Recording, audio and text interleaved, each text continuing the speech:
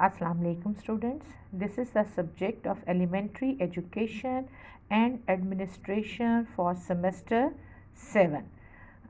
Today we are going to study the basic rules or principles which should be followed while having class management. These principles should be followed or practiced by the class teacher, especially the elementary class teacher, in order to have proper discipline and effective teaching learning process in the class. These principles include establish and implementation of class rules.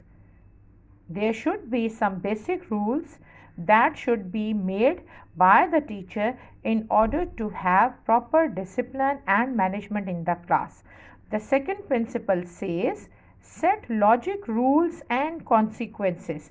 Illogic or fake reasons or rules and justifications always make the teaching learning process ineffective. The third principle is use of positive language. No doubt, positive language in all aspects play an important role to have an effective teaching process. The fourth principle says make the students feel responsible for their own learning environment. Very important. The fifth one says appreciate the achievements for their own sake. It means when students do something good or when they will have some achievement, realize them that this achievement is for their own self, not for their teachers, for their school or for their parents. It is for them. The sixth principle says keep the students occupied. Don't let them to be move here and there freely without any activity.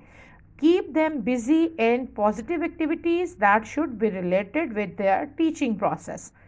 The seventh rule says be mindful of different learning phases. Keep in mind what is going on, what is happening around you as a teacher in the class, in the school or in the family environment, and while keeping in mind all those phases, make your teaching process effective and interesting for the students. The eighth point says avoid confrontation in front of students. Don't quarrel, use mislanguage, don't abuse, don't behave roughly, badly or in an improper way in front of students, as we should do this or practice this as elders in front of our younger ones. The ninth principle says connect with the parents. Definitely, because parents are very important. They are an important and prominent part of a student's life, so they should not be ignored. The 10th point says be a role model. A teacher should be a role model for the students, and students would love to follow the teacher, and this will increase their interest in the teaching process. The 11th principle says get the attention of every student in the beginning of the class. Definitely, very important. The 12th principle says be organized. Plan, decide and make your schedule that what a teacher is going to do, what she or he has to do, and for what as a teacher he or she has to do. So a teacher should be organized, pre-planned about all the activities that as a teacher he or she is going to perform in the class, especially at elementary level. Thank you, students.